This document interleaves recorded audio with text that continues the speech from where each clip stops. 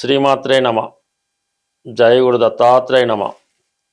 ఈ వీడియోలో మనం కన్యారాశి వారికి మార్చి 22 నుంచి 28 మధ్యలో జరిగే వార ఫలాలు పరిశీలించినప్పుడు ప్రధానంగా రాశ్యాధిపతి బుధుడు అష్టమాధిపతి కుజుడితో కలిసి 6వ స్థానంలో సంచరించడం జరుగుతుంది. ప్రధానంగా ఈ రాశి వారికి వృత్తిపరమైనటువంటి ఇబ్బందులు, అపవాదాలు, నిందలు రావడం జరుగుతుంది.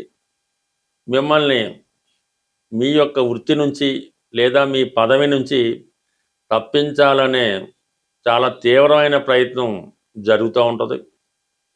అలాగే మీరు వ్యాపార రంగంలో ఉన్నట్టయితే ఏదో ఒక అపవాదు, చికాకు, ఏదో స్ట్రగుల్ రావడం వల్ల మీ యొక్క వ్యాపారాన్ని టెంపరీగా క్లోజ్ చేసే విధంగా ఒత్తిడి తీసుకురావడం జరుగుతూ ఉంటుంది. అయితే రాహుగ్రహం కూడా మీకు 6వ స్థాన సంచారం వల్ల చాలా వరకు శ్రమాంతర విజయం, చాలా వరకు పోరాడిన తర్వాత మీలో ఏమీ తప్పు లేదని, మీరు చాలా కరెక్ట్గానే ఉన్నారని రుజువవుతుంది. అప్పుడు ఆటోమేటిక్గా బ్లేమ్ తొలగిపోతుంది. మీరు కంటిన్యూగానే మీ యొక్క ఉద్యోగాన్ని కానీ వ్యాపారాన్ని కానీ కంటిన్యూ చేసుకోవడం జరుగుతూ ఉంటుంది. ఇదంతా కూడా కొద్ది రోజుల పాటు ఇటువంటి ఇబ్బంది జరిగే అవకాశం ఉంటుంది. దాని తర్వాత దానికి అదే సమస్య పోతుంది. కాబట్టి తొందరపడి మీరు ఏదైనా నిర్ణయం తీసుకుంటే తప్పు మీరు ఒప్పుకున్నట్టు అవుతుంది. కాబట్టి కొంతవరకు తప్పు మీద లేనప్పుడు పోరాటమే మంచిది, ఏమీ పర్లేదు, విజయం మాత్రం చివరికి మీకే రావడం జరుగుతూ ఉంటుంది. ఇక 7వ స్థానంలో ఉన్నటువంటి ప్రధాన గ్రహాలు మరి శని భగవానుడు, అలాగే వ్యయాధిపతి రవి, ఇక శుక్రగ్రహం భాగ్యాధిపతిగా, ఇవన్నీ కూడా కొంతవరకు మీరు ఈ ఏదో ఒక కారణాల వల్ల ఏదైనా కొంత పుణ్యక్షేత్రం కానీ, విదేశం దర్శించడం కానీ, వేరే ప్రాంతానికి వృత్తిరీత్యా వెళ్ళడం కానీ జరిగే అవకాశం ఉంది.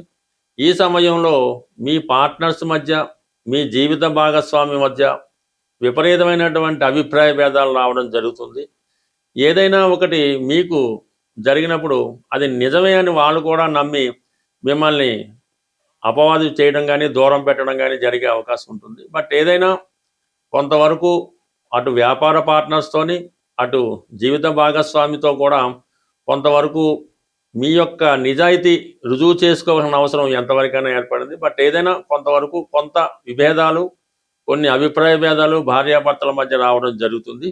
చాలా వరకు వివాహ ప్రయత్నాలు, ఏదైతే వివాహం నిశ్చయమై వివాహం కొరకు ఎదురు చూస్తున్న వారు కొంతవరకు ఈ వివాహ విషయంలో కొంత వాయిదా పడడం కానీ, కొన్ని సందర్భాల్లో క్యాన్సిల్ అవ్వడం కానీ జరిగే అవకాశం ఉంది. ప్రధానంగా ప్రేమికులైన వారు పెళ్లి దాకా వెళ్ళేదాకా కూడా ఈ యొక్క అనుమానం, డౌటు ఎక్కువగా కనబడుతూ జరుగుతుంది. కాబట్టి చాలా వరకు ఈ కన్యారాశి వారు ఏ విషయాన్నైనా, ఎంత పెద్ద విషయాన్నైనా నిదానంగా వ్యవహరించి కొంత టైం తీసుకుంటే అన్నీ మీకు అనుకూలంగా మారడం జరుగుతుంది.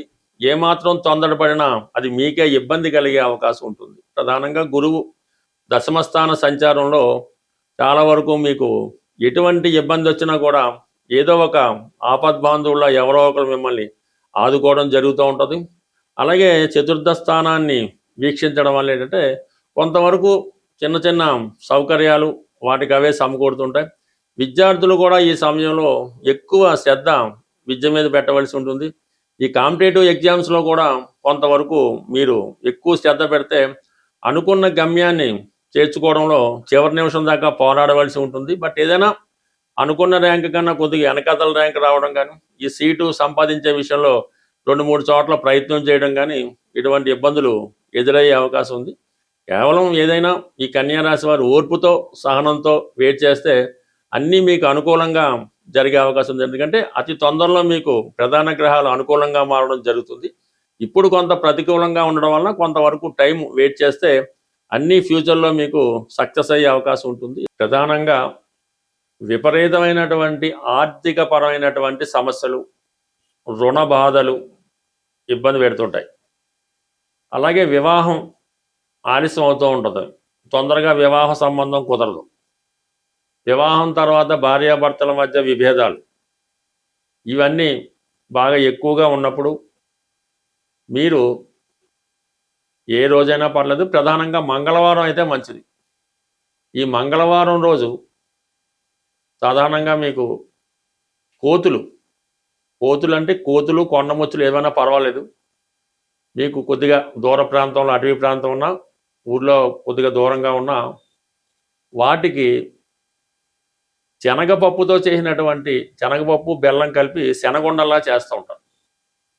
లేదంటే వేరుశెనగ ఉండలు, బెల్లం వేరుశెనగ ఉండలు, అవి సాధారణంగా ఏదో ఇంట్లో తయారు చేయటం వల్ల ఒక 3 కేజీలో ఒక 5 కేజీలో అవి చక్కగా ఉండల్లా తయారు చేసి కొద్దిగా అటవీ ప్రాంతంలో రోడ్డు మీద అది కాకుండా కొద్దిగా రోడ్డు సైడు లేదంటే పుణ్యక్షేత్రంలో అయినా పర్వాలేదు, ఎవరికి ఇబ్బంది లేకుండా వాటికి ఇబ్బంది లేకుండా ఇవి ఏదన్నా ఒక క్లాత్ అది పరిచి ఈ ఉండలు దూరంగా పెట్టడం వల్ల ఒకేసారి ఇంచుమించు ఒక 3 కేజీలన్నా పర్వాలేదు.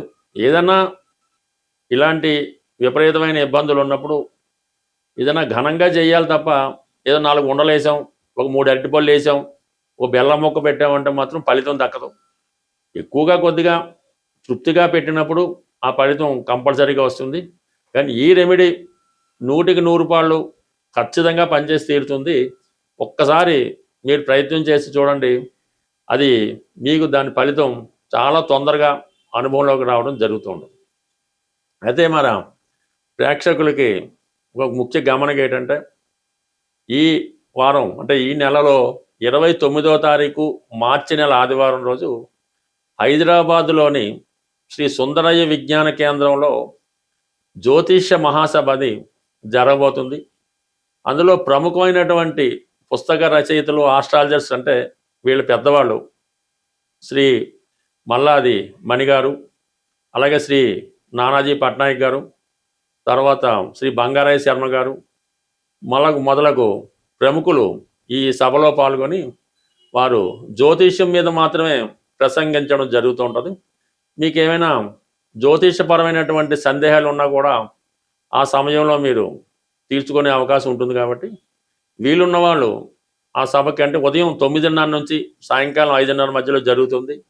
అన్ని సౌకర్యాలు సదుపాయాలు వచ్చిన ప్రేక్షకులు ఉంటాయి. ఏ విధమైనటువంటి ప్రవేశ రుచుంగా ఏమీ ఉండదు. మీరు ఉచితంగానే ఈ సభకి విచ్చేసి జ్యోతిషపరంగా కొన్ని అమూల్యమైనటువంటి సలహాలు, సూచనలు తెలుసుకునే ప్రయత్నం చేయండి. ఆసక్తి ఉన్నవాళ్ళు ఈ స్క్రీన్ మీద నోట్ అవుతున్నటువంటి ఫోన్ నెంబర్కి ఫోన్ చేసి రిజిస్ట్రేషన్ చేసుకుంటే మరి మంచిది. అంటే మేము తగిన ఏర్పాట్లు చేసుకోవడానికి అవకాశంగా ఉంటుంది. కాబట్టి తప్పకుండా రిజిస్ట్రేషన్ చేసుకొని హాజరవుతారని ఆశిస్తూ స్వస్తి.